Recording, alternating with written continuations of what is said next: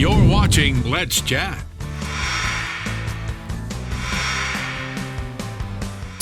Good morning and welcome back. We're going to talk for a few minutes about the healing power of music combined with the need to serve some veterans who are suffering some pretty traumatic stresses.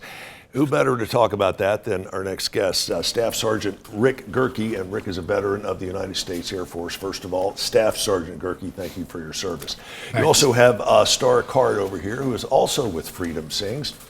What's the overview of exactly what the operation does? I know, but tell the audience. Just very basically, we serve veterans and their families to help them reach emotional healing and balance through music therapy. I've been in on a couple of sessions from another similar group, Operation Song, and it's something spiritually tangible enters the room when you've got some diehard, dedicated veterans with some diehard, dedicated songwriters. What materializes there is simply magical. That's beautiful. What got you involved in it? Just, having veterans in my own family, and, just having good friends that are involved in it, and it is beautiful. And you want to make them feel beautiful and appreciated, and that's what we do. Rick, how did you get involved in this? I was doing volunteer audio video work for my church, Unity of Chattanooga, and Vietnam Army combat vet Roger Rahor knew that I was a songwriter and a singer and a veteran, and said, hey, we've got this group of people, they're doing this great project to help out vets, why don't you come and check it out?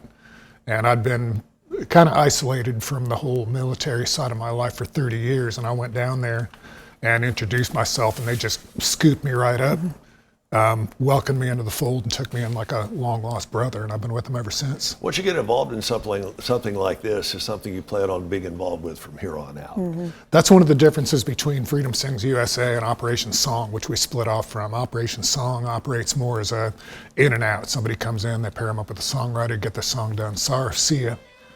With us, once somebody comes in, they're basically in. It's more like an ongoing family situation. People will come in and say it's their first time. And a lot of people, when they've been in the military, given their experiences, there are things that they won't talk about.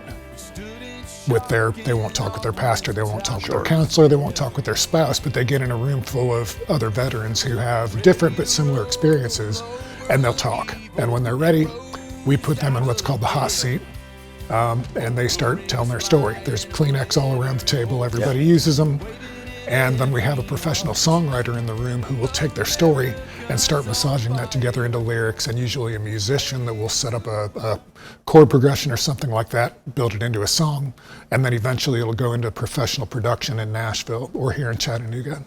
And again, some of the music that comes out of these relatively closed off songwriting sessions is simply incredible. I mean, it'll bring goose flesh, it'll bring tears, all of it worthwhile.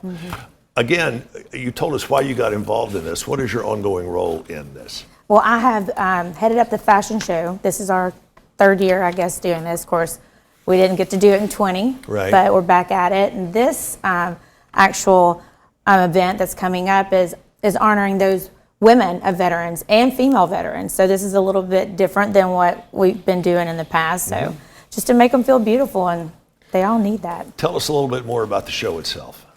The fashion show will be interactive. It's not going to be your typical fashion show. We're going to have women veterans or wives of veterans wearing the clothes and walking around and just talking about it. Do you have a date on this yet? It is November 6th. November 6th. Yes. We'll pass more information along to you as we get closer to that date. Yes. Only have a minute or two left. Give us one of the more poignant stories that you have heard in these songwriting sessions. They're just endless. I mean, people come out of the military, just on top of all the normal human stuff, they've got PTSD, survivor's guilt, suicidal ideation, drug problems, drinking problems, crashed relationships. 22 vets a day committing suicide. Exactly. And that's what we do. They tell the stories, and there are just so many. And the most poignant ones are the dark ones. I mean, we write some very lighthearted stuff, like a song about somebody's duffel bag.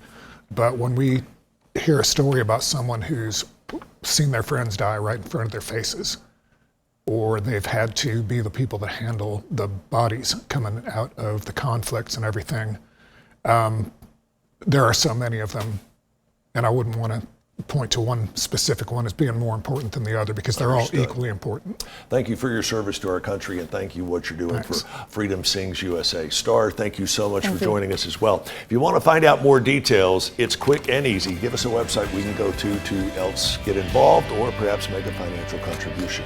freedomsingsusa.org. freedomsingsusa.org. Check it out. You will not be disappointed.